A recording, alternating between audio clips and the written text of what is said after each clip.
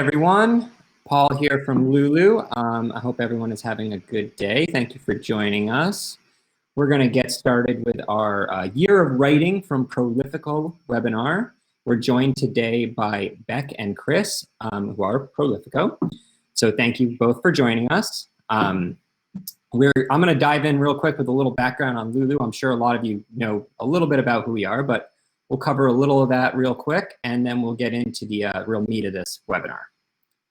So, what is Lulu? We like to give the definition, a remarkable person, object, or idea. We're not a women's clothing company. That's Lulu's. That's a different thing. We were actually founded by Bob Young, who is the co-founder of Red Hat, a popular and very pervasive internet something or other company. I'm not entirely sure what Red Hat does, but they make some internet stuff happen, and we're very happy about that. Lulu is a free-to-use publishing platform. We focus on creating print-on-demand books and helping authors sell them. And as you'll see, our mission is dedicated to making the world a better place, one book at a time, through sustainable practices and innovative print-on-demand. Very kind of simple but lofty thing, and we've been working at it for a long time. Last little bit about us that we always like to talk about. Chelsea would be mad at me if I didn't mention that we're a B Corp, which means we're a for-profit company that was certified by the nonprofit B Lab to meet these really, really rigorous standards for social and environmental performance. That means we very carefully keep track of where we get our electricity for our offices, how we recycle books that come back to us as misprints, how our printers handle their stockpiles of materials and raw materials and where they source them from. It's a lot of just being very conscious of our business practices. And that's something we're very, very proud of. And we always look to point out that it is doable to create books and sell books in an environmentally friendly way. So with that little bit about Lulu, I want to turn everything over to Bec and Chris to talk about Prolifiko and what they can do to help you have a very successful year in writing. Well, hello everyone. I think we need to just fiddle around with slides, so do forgive us. It's lovely to be here. Thanks so much for everybody joining us, and I see we've got lots of people from both the UK, from Chichester there, and also from the USA as well, and probably from all around the world. So that's really great to see everyone. As Paul said, we're Chris and Bec. We are from Prolifiko. We are writing productivity coaches. What does that mean? Well, we help people overcome and address the kind of blocks and barriers that they have to writing. And it's really about helping people to develop a healthier and more balanced relationship with their writing. Because often, as I'm sure a lot of you guys know, you can have a rather tempestuous relationship with your writing, and we help people to smooth that out and help them to develop a more productive relationship with it. It's not necessarily about producing more, although we can help you with that as well. It's more about, as I say, helping you address those kind of blocks and barriers that you have. We don't believe there is just one thing that you can do to become more productive and to improve that relationship. There's no one silver bullet, so I'm sorry about that. But what we do is to help people find the kind of tactics and tools and processes and practices which help them in the long term. And we think that it's by developing this kind of system of tools and practices that really helps you to overcome those blocks and barriers. So today we're going to be looking at 3 core areas, and these are the 3 areas that, to be honest, most of our coaching clients need assistance with. We're going to be, first of all, looking at managing time, how to make writing a priority in your busy life. And we're going to start looking at the different models and the different approaches that you can use to find the time to write. And then we're going to look at what stops you writing, procrastination and distraction. And then finally, we're going to be looking at what helps you. These are the kind of motivators. These are the things that help you with your writing. And we've got some six really great tips to help you there. We need to move this on. And we have got time at the end for your questions. So this is just going to be a quick overview, because we could talk for many, many hours about all the things that can help you with your writing. So please, please, if you've got questions, comments, you want us to explore things a bit further or share some of the research behind some of these practices, do pop a note in the chat or in the questions box. And one thing I forgot to mention, sorry, it might be helpful to grab a pen and paper or however you write stuff down, because some of the exercises are going to be really, really practical, so it might be useful to have that with you. Okay, let's dive in. So I'm going to start talking about managing your time. Now, when we work with writers, we find that the biggest barrier that many of them say is that they don't have enough time for writing. It's not something that affects everybody, but many, many people find that's the first stumbling block they hit, is they just don't have enough time for it. And over the years, we have been running surveys with writers, and we have had over 3,500 or 3,500 people respond to our surveys, telling us about how they manage their time. And we found that there are 4 approaches that writers use. And I thought that might be a really helpful place to start, just by talking through the different ways that people structure their lives and to fit writing into it.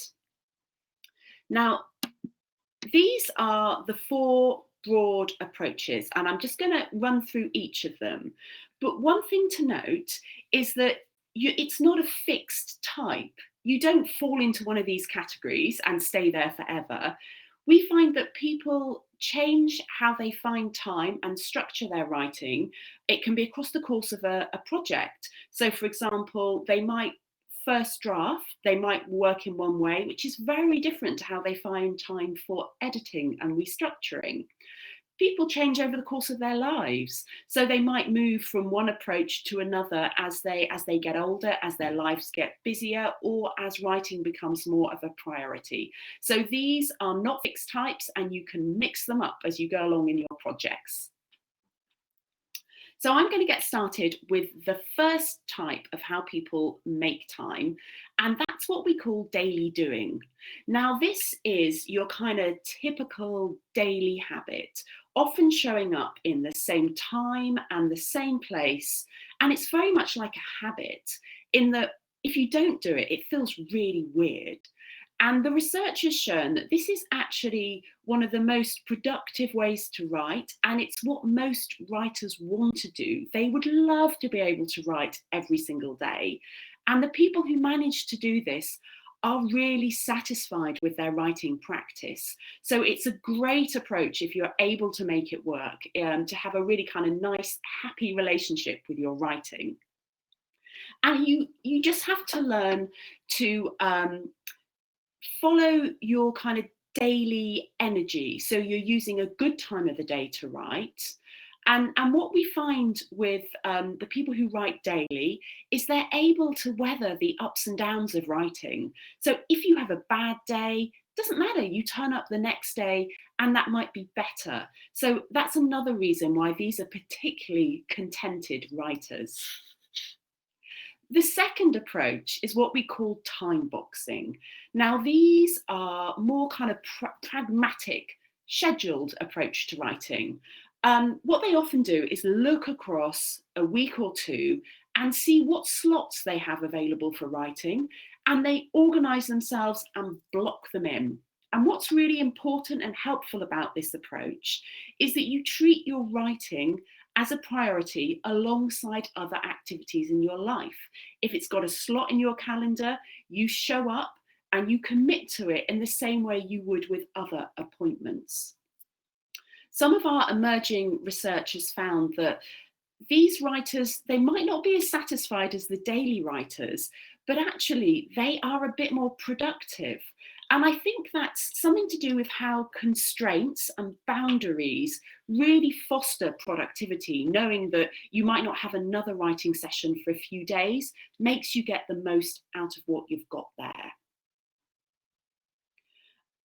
I'm going to move on to the third type of writing, And it's a kind of a deep working approach, which many of you will have heard about as a binge writer. So these are writers who don't have time to write daily. They might not even have time to write weekly, but they're more likely to look across a month or so and schedule a longer time to write. So the sort of people who might have a whole weekend for writing or would go on a writing retreat. It's a really productive form for people who are super busy. There are some dangers though, because if you've got a long gap in between your writing, you might not be as connected with it. So it can be hard to get going. And if you've got a long time to write, you need to manage that time very, very effectively. So making sure that if you're working across a full day, that you're taking breaks, you're paying attention, and you're keeping going to make the most of this approach. My final type of organizer writer is quite the opposite, and we call them spontaneous writers. Now, writers who fall into this category they're super busy. I mean, we're all super busy, but their life is really scheduled from dusk till dawn. And they also might have quite chaotic lives where they can't predict what's going on. So for example, if they have caring responsibilities where they're not quite sure when they have time in their day, so they can't schedule their approach. They can't do the daily approach. They can't even do the time boxing. So the spontaneous writer instead grabs opportunities as they arrive. So they need to be really, really organized. They need to know exactly what they are working on so they can get going. We suggest they have their notebook, their iPad, their computer to hand. They even write down what their next step is. So if they've got 15 minutes, they can get going with it. And there's some really good emerging research that talks about this approach. So you might have heard it called time confetti. It's often called snacking. And academics also call it toggling, which is working for less than 15 minutes at a time. So I'm just going to answer a question which I've got from Angela Bamford here, which is how long do daily writers usually write? Now, this really varies on the writer. And one thing we have found is that when people build up a daily writing practice, they're able to work for longer as it goes on. It's kind of like a cumulative thing. So to start with, they might only be able to do 20 minutes, but then they extend that. And the research has shown that writers can concentrate around 90 minutes is a real optimum. And this is just to do with our energy and our attention and what our brain power. It's a kind of a high order brain function writing that can be quite depleting. So a lot of the research and neuroscience has shown that around 90 minutes is the optimum for like a really good writing session. And I know people who are able to do that can get a lot done. Okay, so I'm going to move on from this different types of writers and just give you one quick tip on thinking about how you can organise that. So I think that's 90 minutes rather than 19 minutes. Yeah, 90 minutes, an hour and a half. 90 minutes. Thank you, Grace. English accent here. So I'm going to talk a little bit about what we call our traffic light approach. And unfortunately, our slides aren't doing the phasing because we often work through these in different colours. So you're getting everything all at one time here.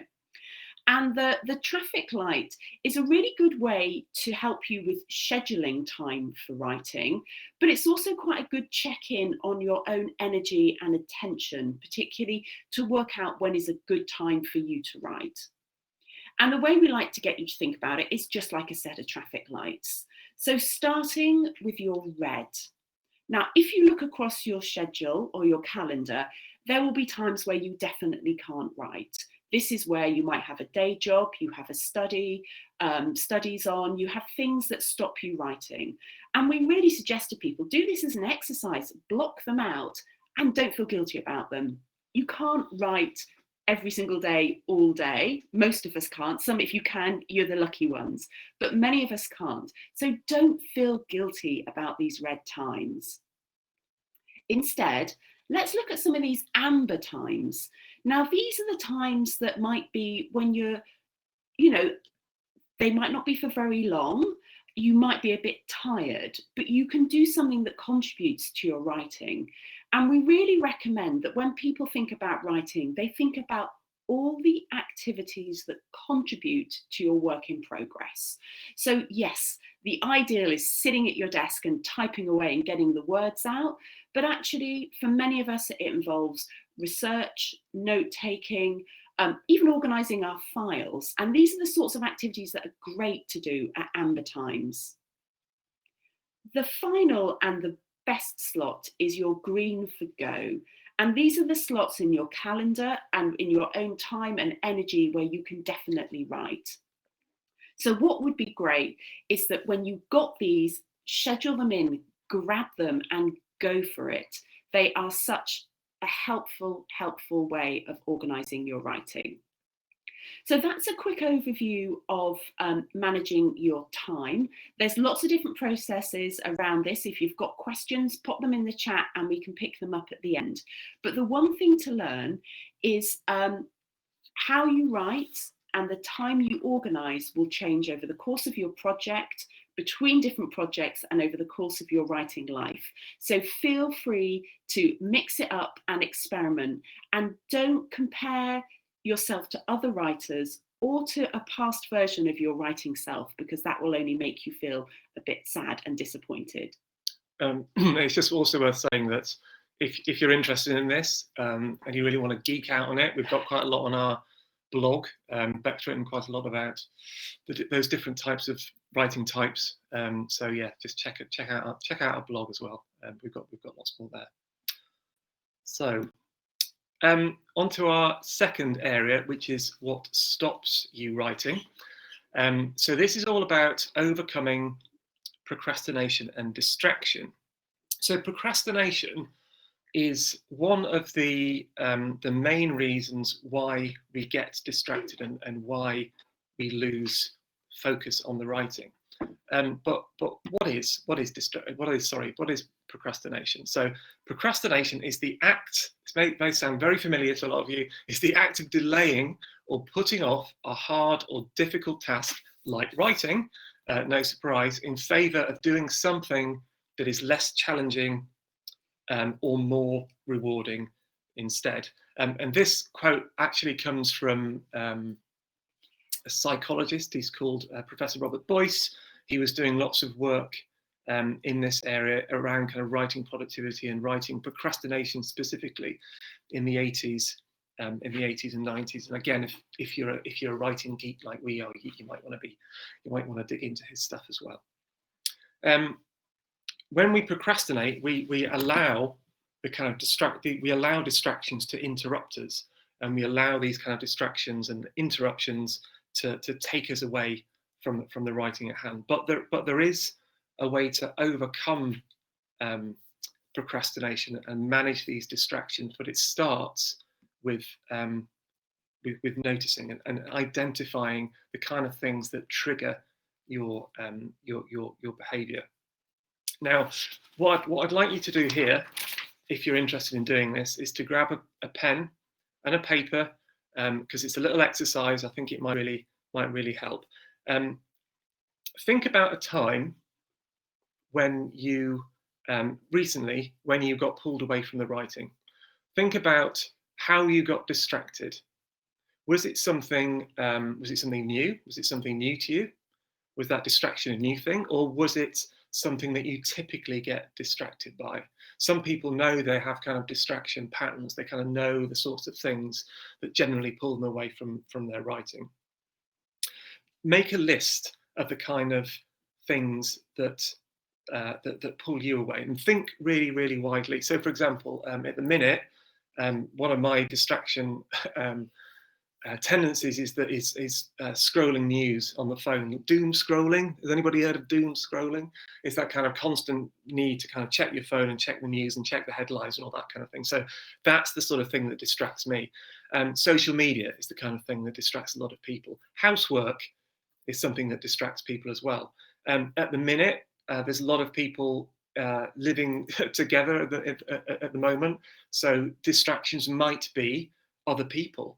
You might have interruptions from homeschooling and those kind of things. So those might be new distractions. Or email, for example, that's another massive distraction people have.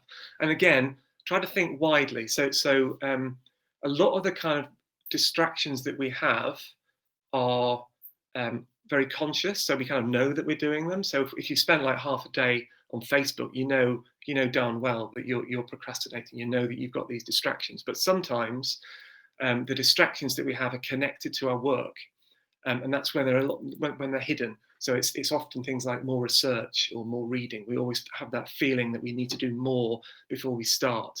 That is actually also procrastination, but it's just of a different type. So make a long list. Make a long list.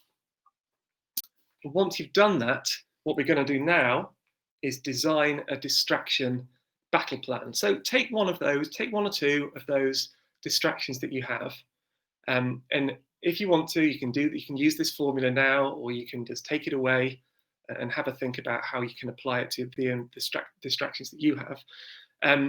Put the distraction in like a big bubble and just think, what could I start and stop doing that would help me tackle this distraction trigger? So for example, this is just an example, is email. So if I get distracted by email, how could I manage that more effectively? Could I, for example, turn off notifications on my phone? Could I turn off the internet altogether? Could I, reduce those kind of pings that are so distracting to our writing? Could you use a different computer? Maybe in different times you could maybe go to a cafe to write. You probably can't do that at the moment, but just have a think about all the different ways that you could manage that kind of distraction. For example, if it's like housework, if you get distracted by, untidiness, I'm like this, if you're obsessed with having a clean desk before you start, think about how you could clean your desk. Think about how you could remove those kind of distractions before you start. And once you've done that, we need to think about getting yourself an if, when, then plan. Now, what's an if, when, then plan? They're sometimes called implementation intentions. It's a bit of a tongue twister, that one. I always get that wrong. And it's basically, an if, when, then plan is a mental model to help you embed this kind of behavior in your day-to-day life. Once you have, so for example, if you are interrupted by housework, or as I said before, or an untidy desk, think about if I'm interrupted by this, then before I start writing, I will always clean my desk. If you get interrupted by email, before I start writing, I will always leave my phone in a different room. It's just a way of helping you to manage those distractions, but to do so in a way that embeds that more, it embeds that into your day-to-day life. So it becomes something that you start to do automatically. And the more you start to do those kind of things automatically, that means the more the writing becomes automated and more habitual. And that's where you want to get to. I don't know whether there are any questions on that, or. So there were a couple of questions on some other things. I'm just going to come to those now. I just thought Cheryl's just put a comment about putting the phone in the other room and letting everyone know that she's busy. Yeah. I mean, do feel free. I mean, if you want to, do share what distracts you. Because we often have these regular tendencies, and the way I like to think of it, and we'll talk about this a bit later around habits, is that they all respond to triggers. And what you really want to do is design your environment so you have positive triggers. So I find, just like Cheryl, if I've got my phone near me, just knowing it's there will distract me. And there's some amazing research about how just having the phone in the same room as you really draws your attention from what you had to do. And I really encourage you all to figure out what stops you. And a lot of the things we first think about are these external things, you know, YouTube, Twitter, social media. But actually, some of the stuff that stops us can be internal things. So it can be things like, you know, worries or doubts about our writing, perfectionism. That's a real cause of procrastination. And yeah, so I think that's one of the questions that Peg has there. What if procrastination is really fear of writing and not being good enough? Now, this is a really, really good question. So for some of you, what stops you writing is an internal thing rather than an external one. So again, you take the same approach to overcome this. So thinking about what's going on there.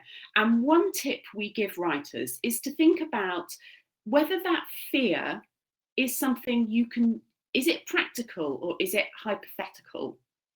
And what I mean by that is sometimes we have these fears which are purely hypothetical. You know, what if I'm not good enough? Now, is there something you can do about that? So if I don't know if my writing's good enough, can I get somebody to read it? Will a friend help me?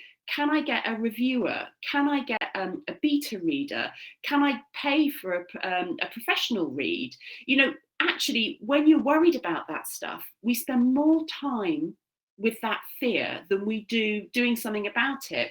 So if that's what grabs you, think about practical steps you can take. And sometimes there isn't something you can do yet. So if I'm worried that my writing isn't good enough, but I haven't finished anything yet, I have to park that worry. And sometimes having a notebook or journaling about that is really, really helpful. So park that worry and you can come back to it when you finish that first draft. And I think sometimes that it can be uncomfortable having to sit with those fears, but actually that's part of being a writer sometimes, is feeling that and then still keeping going. And that tactic, which again, there's more on our blog if you want to read about that, which we call like having a worry diary. It's not about it's not about dismissing the kind of concerns and worries that you have. It's about accepting them, but not letting them, or trying to minimize the impact that they have on you. Accepting them and moving on, and understanding, looking at the practical things that you can do, because these what if concerns and these what if worries, what if I'm never good, what if I'm not as good as him or her, etc., etc. These can lead to these very, very negative spirals. So that's why noticing them, again, it all starts with noticing these things, and noting them down as far as you can. Yeah. I was just going to say, I'm just going to have a quick look at some of the other chat, because we've got some other sorts of distractions. We have lots of distractions. We have people who have deleted their Facebook accounts, which is like a radical approach. But very effective. Which I quite like. Very effective. Researching is a really, really common one. So often we hold ourselves back from writing because we need to read more or we need to research more. And that's absolutely right. We often do need to do more. But this is a tip I was going to share later, which is you have to stop and ask yourself, do I need to do that research now? Is now the best time to do it? Sometimes you might have limited writing time, so actually you want to focus on getting the writing done. Sometimes you do have more time to go off and do the research. But test it out. See if you can start writing without reading that. Again, keep a notebook with you while you're writing. And when you go, I need to read another article, I need to check this reference, I need to, you know, do some more research. Make a note of it, and then you can come back to it at the end and then schedule it perhaps at one of your amber times of writing. I had a couple of other questions earlier that I just want to touch on, which was around overcoming writer's block. And this was from Emilis. Hope I've pronounced your name right there. This is very, very common. And there's lots we can share around writer's block. But one of the most effective and research-backed approaches for overcoming writer's block is free writing. And I'm thinking about, if this is, particularly if you've got a session booked and you're sitting down to write and you can't do it, almost giving yourself a pre-writing routine, giving yourself an opportunity to warm up. Just using free writing is a really, really great way that has been proven again and again to help with in the moment writer's block. Again, seeing if it's one of these distractions, one of the fears, internal fears that hold you back. Again, figuring out, is there something practical you can do about it now? Or is it something hypothetical that you need to park and come back to later? I think that's one of the areas that we get asked about the most, actually, in terms of, well, obviously about writer's block, but it's very often people get stuck. People get stuck and they can't move on. And what we do is to help people, give them different approaches that they could use. So free writing might work for somebody, it might not work for others. One approach that I'm sure some of you will know about is Pomodoros. And the reason why Pomodoros work is because it focuses the mind over, a 25-minute period and gives you limits on your writing. So you have to focus on something quite quick. And it means that you don't start looking back, and you don't start dwelling, and you don't start editing. So that can be another approach, if that would work for you. But again, a lot of these kind of things are, you just try different approaches and see what works, really. Yeah, I think this is something that Sandy's just popped into the chat there about the random ideas of tasks that are needed. Oh, yes. So you can't seem to get past taking time to jot down those things on a list. And again, this is another experiment to run with yourself around how you jot things down and how you don't let them take your time and attention and your mental energy. Often just making a quick note and then coming back to your writing can help. But actually, if there's a lot whirring there, stopping and doing a full kind of brain dump or free write of all of those things, or almost taking a break from your writing and going to a separate place to do that kind of emptying out all the other things that are in your head. So then when you come back to your desk, and I think sometimes just literally moving space and moving between your computer and handwriting, which was one of the questions that Lanice had earlier, is it better to handwrite the story? And it is for some people and it's not for everyone. So again, it goes back to that free writing. It's an incredible technique which has a lot of research that proves that it really, really works, but it doesn't work for everybody. And all we suggest to people when we work with people is to try that out. And we like people to experiment with different techniques so they can figure out faster what works for them. So free writing and writing by hand is great for some people. It's not for others, but it's a really good technique to try at different times of your writing, particularly if you're in that very early generative, idea full stage of your writing. Okay, we are going to leave distractions and procrastination there. And I'm going to talk not so much about what stops you writing, but what helps you write. Now, I've got some quick tips on this, and I'd like you to sort of see these more as triggers. So if there's something that's interesting there that you want us to explore more, pop them in the chat. Because we believe at Prolifiko that productivity is personal. And I know that sounds, sort of an obvious thing to say, but actually figuring out what works for you and building a system to support your writing is really, really important. Again, this goes back to the idea of experimenting with things, but there's many things that can help support you and keep you writing, because just as this webinar says, it's about more than New Year's resolutions. What we're really interested in is the things that keep you going long term over the course of a project, which might be a book for many of you, or over the course of your publication history, those of you who are working on multiple projects or who have plans for series and other books in the pipeline. So I've got 6 tips to run through, and feel free to put questions in the chat and share your thoughts, and we can dig into it and I can share some extra research on them. So unfortunately, they're not coming in one by one, but I'll just run through the list. And the first is having a goal. Now, again, we're still in January, so New Year's resolutions will be front of mind. And knowing what you want to write, having a goal, articulating that and writing it down is a really important first step. And this is for many reasons. The first is so you have a target, you know what you're aiming for, and that you've got a clear idea of whether or not you've met it. And we can talk a bit about SMART goal setting if that's helpful to you. But the other thing to think about is what's really going on in your brain when you set a goal and when you visualize success.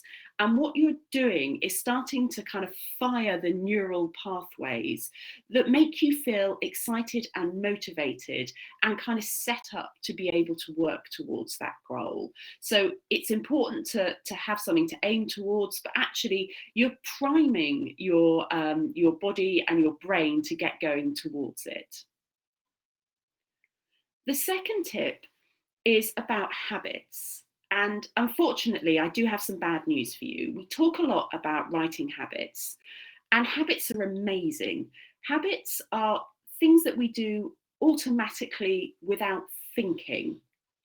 And about 40% of our daily life is habitual. We just do without thinking, whether we tie our right shoe before our left shoe. I don't think we've ever considered that. It's just something that we do.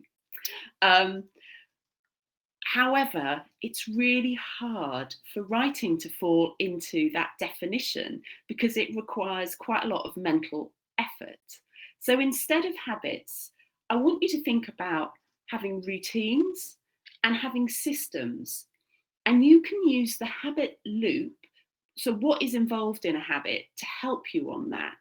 Now, the habit loop is just 3 simple things. You have a trigger, it's a cue to action. You have a routine, which for you will be writing, and then you have a reward that embeds that and makes you more likely to do it again. And people cycle round this routine. So very simply thinking about triggers, when you get to your computer, what's your trigger to action? Is it to go to Twitter? Or is it to open your work in progress?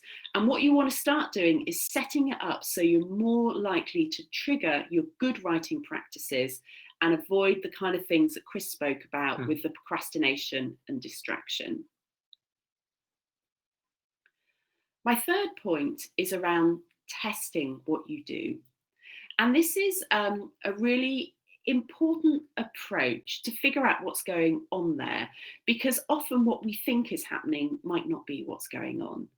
So for example, an excuse that I have and many other people have is I'm too tired to write, particularly if I've been working during the day and I was going to write in the evening and I'm too tired. Often we just kind of go, yeah, I'm too tired, and we give up and we stop writing. What I'm asking you to do is test that assumption. Figure out if that's a genuine excuse or you really are too tired. So we tell people to give themselves 10 minutes, sit down and write. At the end of 10 minutes, check in with yourself. Are you too tired? If you are too tired, then you tried. You don't need to feel guilty about not writing. You tried, you can stop, you can go on and rest and recover and feel more determined to write tomorrow. And if you sat and wrote for 10 minutes and you were okay and you reckon you can do more, then carry on. Don't always, believe your first excuse, because sometimes it falls into that procrastination. So test your assumptions. The fourth point is around tracking.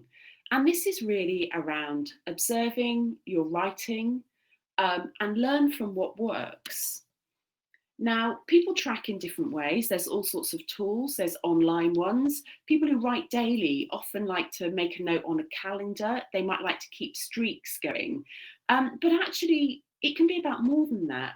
Think about what went well in your writing session. What was your energy like? There was a question earlier about how long is good to write for. You can figure that out for yourself. How long before you need a break? Some people like the Pomodoro, where you work for 25 minutes and you take a 5-minute break. Other people like to keep going for 45 minutes or an hour and then take a longer break.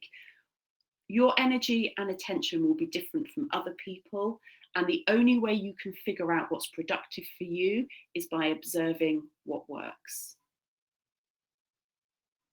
My 5th point is about self-compassion and being kind to yourself. And I just want you to be your own best writing friend. There's a lot of tough stuff going on in the world at the moment. There's a lot of stuff for us to feel bad about. So I want you to feel good about your writing, and I want you to have to be an encouraging friend to your writing. So just think about, if a friend came to you feeling bad about their writing, how would you respond? Use that kind of self-talk to keep you going. It can make a real difference to your writing. And my 6th and final point on this that will keep you going is about having positive associations with your writing. Now, I spoke before about habits and the habit loop having rewards included in it. So to embed a real behavior change, it's really important in the brain that we have a reward which kind of triggers dopamine and gets us more likely to do it again. Now, if we're looking at a habit, it has a very specific definition of what a reward is. And that's something which is instant, which can be quite hard for us to do with our writing. So it's not having an hour's writing session and then going, making yourself a cup of coffee and having a slice of cake. A reward is an instant celebration that happens milliseconds after you've finished the task. So it can be quite hard to come up with those, but it's worth experimenting with having really instant celebrations when you've finished a writing session. But actually, think of rewards as also bribes and incentives. If I write for an hour, then I will treat myself to a slice of cake. Again, that might keep you going. It might keep you focused for that time. So don't feel bad about, incentivizing yourself to keep going. And then finally, it's really important to think about celebrating milestones. Have you finished a chapter? Have you finished your first draft? How will you mark that? Because actually, it can sometimes feel a bit endless, turning up, and writing and putting word after word. So it's really important to step back and notice those big achievements. And a small practice I have is I just have a notebook where I write down my 3 good things. So there's a lot in positive psychology around having gratitude journals or focusing on your 3 good things. And I force myself on a writing session, which may be hard and tedious and, torture sometimes, to find 3 things that went well. And it might be as simple as, I had a good word choice. I wrote a good sentence. It might be that I concentrated for a certain amount of time, that I showed up when I was feeling tired. But getting into the practice of finding the good things will keep you going long term. And all of these tips are part of having a kind of accountability structure that keeps you going. I'd love to hear if you've got questions on this, or what kind of practices that you have that keep you going. What good things do you find about your writing? So we'll get to questions after. Oh, we can scroll down. Yeah. Please. Oops. Oh, There's more there. Yeah, I recorded a few questions as well from earlier. If we want to go back through those, if you are ready for that. Sure. So Nicoline asked really early on if you two are writers yourselves. We are, yes. So we've both been writing professionally for probably about 20 years each. Mainly sort of copywriting, blogging. I had my first book came out in 2019, so it was a non-fiction book. and I got myself an agent, and it was published through a publisher. So I took the traditional route for that. And it was won an award. So it was a business book, and it won the Business Book of the Year awards. And it was called? And it was it was called How to Have a Happy Hustle: The Complete Guide to Making Your Ideas Happen. So, and we are currently in the midst of writing a book at the moment, which we will self-publish. So using all the principles that you use at Lulu to keep going with that. And my career has been in writing for a long time. And I have done quite a lot of creative writing as well, and have written short films and short scripts and things like that. So that's my background. Both writers. We're both writers across a range, like many of you do. So from blogging and articles, books, short stories, sometimes films. in your spare time, sometimes being paid. Yes, you know what it's like. Always have, and I always have more than one writing project on the go. I find I need the different types of writing to make me feel fulfilled as a writer. Awesome. Another one from Lenice was, is it best to handwrite a story before typing it into a computer? Which I love as well, because I'm a big fan of handwriting, but I don't think I could handwrite an entire story. I feel like I need to get at the keyboard to actually get a number of words out in a set period of time. Yeah, I mean, we touched on this a bit earlier, and there is no best way to write, but there is a best way for you. Writing by hand is really great, particularly at the early generative stages of coming up with ideas. So we really encourage people to do that. And we particularly encourage the techniques around free writing. But actually, at some point, it does need to get typed up. So it's also, people can do handwriting or do long form writing or whatever. Just to kind of chop and change their practice, because sometimes, you know, if you're just sitting at your desk for hour after hour, it's just, you just become deadened to it, to be honest. So actually, we often say, you know, just take it away. Do go to a different space, even if you're in the lockdown and you're in the same house. You know, go to a different room, sit in a different chair, you know, write differently, just to get the ideas flowing and just to get unblocked if that's how if you're getting stuck. But as Bec says, there's no set way to do it. But have a go. If you think it might help, have a go and have a go, and see if it works. One of my favorite ways to use handwriting is to write dialogue if I'm writing fiction. Yeah. I love to do short fiction, but I'll type a story and then just put in parentheses, you know, insert dialogue, and go write it by hand later. I feel like I connect with the words that my characters are saying when I handwrite it, much more than when I'm typing. Yeah. Definitely. No, definitely. Yeah. Okay, I see a question here from Michelle. Do you set a word length, number of words per session? So this really varies writer to writer. So often when it's kind of a similar theme, really, isn't it? But so when you set goals, some people are really motivated by having specific targets, and word count is great. It's an absolutely classic one. And if any of you have ever done NaNoWriMo, you'll know the kind of the massive word count that you have to have on a day, let alone the whole month of November. But word counts are incredibly helpful because they're very smart. You know when you've met them. They're very measurable. You've got a writing session or a day to get that word count. You know when you've done it. Other people quite like to have practice goals, which could be writing for a length of time. So it's not so much about the output. It might be about showing up and being present. And that can be really helpful when you're trying to build a regular practice.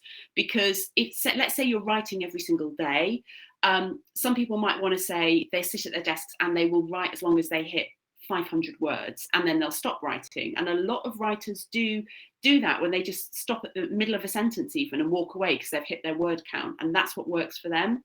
Other people would rather say, actually, I've got an hour and I'm just going to show up for an hour every single day. Some days I might write, you know, thousands of words, and others I can barely get, you know, I've deleted more than I've put on the page. It varies. But with goal setting, sometimes having clarity about what you're trying to achieve can make it really, really helpful. The other approach I want to say, I know Chris is desperate to jump in with some advice on that, is around having something that gives you a tingle factor. So something that makes you feel excited.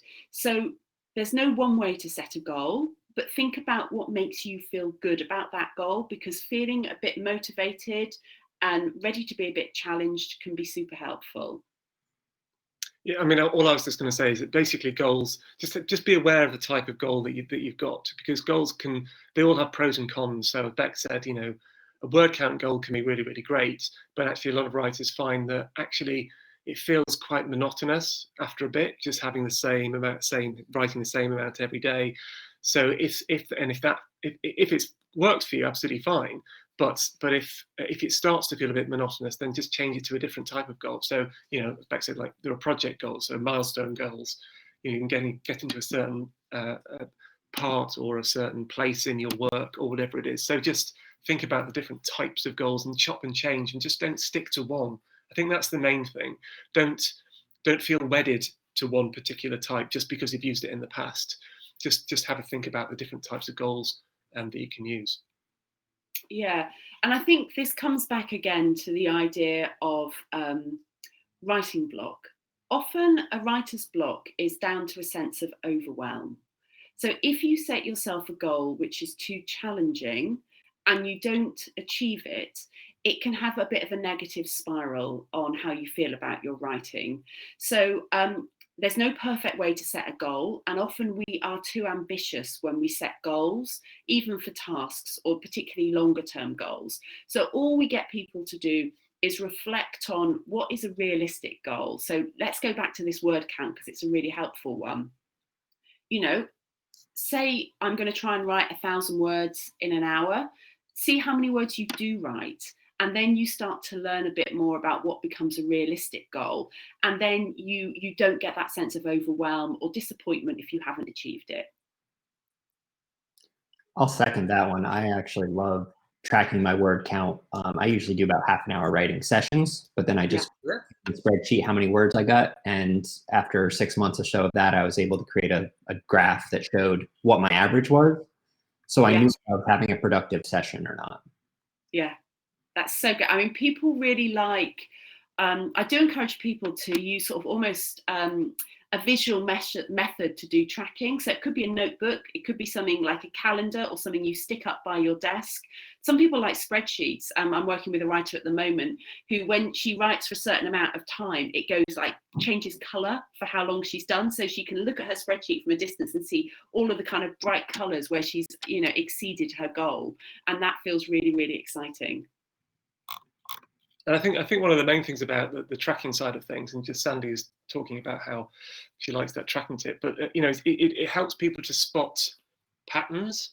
It helps you to understand, you know, what works for you over time. You know, and tracking over for a couple of days might not be as helpful as, you know, tracking for a week or tracking for a couple of weeks. But we just find that over time, you start to understand what works for you and what doesn't, based on your individual preferences and on your patterns. So I see a question from Nicoline. She was asking about why you two switched to Lulu, but I actually don't know that you use Lulu to publish, do you? Not yet. We're still writing, so we're in the middle of our book, writing. But again, this goes back to experimenting with different ways. So different ways of writing, different ways of publishing. I find it really exciting what's going on with publishing and writing at the moment, because there are so many options and we get so empowered about what we can do. And I think self-publishing has been one of the biggest transformations that I've seen. I started working in publishing in the sort of late 90s, and I found the support and the systems from people like Lulu it has really transformed the ecosystem out there. Thank you. And I would just like to say that it's hosting a webinar for the two of you wasn't meant to promote Lulu per se. We're actually more interested in promoting what you do and the help that you have for writers. And if any, we don't mind, Paul, it's okay. you know, there's a tricky thing in content creation where part of it is about how to use your product, but another part of it is about how to just be part of that world. And there's a big difference, and we like to kind of keep those things as separate as possible. So this isn't necessarily about writing to publish on Lulu. This is really just how important it is to write and be a productive writer and reach those goals. And at the end of the day, we want you to publish on Lulu, but we're also just going to be happy that you published somewhere. Thank you. All right, let me see. I don't know if I have any more questions I copied down. I do see a couple that are fairly specific to Lulu about how to publish a book. Some questions. I saw one about illustrators and using names like that. And I'd like to just direct those folks to, our forum or our website. We have a lot of information about those sorts of details, help pages, a blog that we host as well with information about that. So rather than kind of getting too far off topic with those publishing specific questions, I would just ask you to check out our website, check out our support team, our live chat. We're happy to help you out with some questions and answers there. And like I said, we've written tons and tons of stuff about this, as well as our YouTube channel is loaded with videos from Chelsea, our normal webinar presenter, on those topics as well. And if I could just dive in briefly at the end, just to say that if people want to get in touch with us, or if they want to keep in touch with us and our work, just go to our website, prolifiko.com. We have a fortnightly newsletter that you can sign up to, and lots of productivity tips and all that kind of stuff if you're interested in that. When you do, you can get a free guide, which is similar to the kind of stuff that I was talking about in terms of helping you to combat procrastination and distractions. And we also hold completely free monthly writing sprints, which you can access from our site. And a writing sprint helps you kind of supercharge a piece of writing over a period of 7 days. And we hold those in the first week of every month, completely free. So I just thought I'd let you know. We can also find this on Twitter as well. So. Awesome. So I did drop the link in the chat for Prolifiko, just because the spelling sometimes can be a little bit tricky there. Yeah, sorry about that. Sorry. That's all good. And I do apologize for whatever reason, links aren't working, so you'll have to copy paste that one. I don't know if that's part of this hosting service or if it's just my inability to use chat, but it's okay. It's in there, check it out, and we will put all this information out in a follow-up email for everyone as well. So you'll get, the video with all of the great information from Bec and Chris, and then I'm sure Chelsea will include some links to things in there to get everybody in the right place. Well, thank you very much from us, and it's been lovely talking to you all, and thank you for your comments and great feedback. Yeah, some great questions in there. So yes, but yeah, figure out what works for you and keep writing. And what's really important is don't compare yourself to other writers. They're great for inspiration, reading about what other writers do, being part of a writing community, but don't compare yourself to other writers or to a past version of yourself, because always think ahead about what's going to keep you writing long term, because that's what's really important. And good luck. We're rooting for you. Yeah. Terrific. Well, thank you both very much. Thank you, everyone, for the great questions and for participating. We do have a couple of minutes left, but it does seem like we've kind of run through all of the questions, so I don't want to keep anyone. So if I don't see any more questions in chat, which I don't, I think we are good to close this one up for today. Thank you so much for your time. Cheers, guys. Thank you, everyone. Take care.